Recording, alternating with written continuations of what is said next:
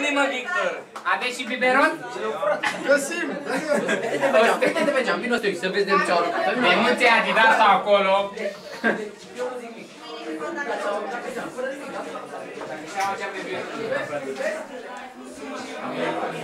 Că nu-i nimic.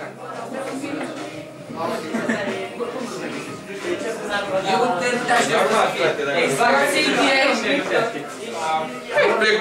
Plec într-o picioară acasă. Doamna, o să-i dau la președinte.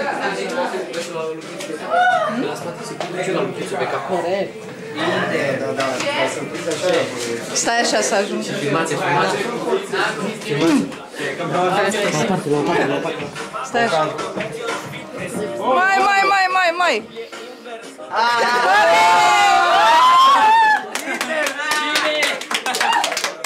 Hai, arată, hai! Uitați ce căciu la poartă! Mai departe. N-ai ce să zici acum, hai că asta e.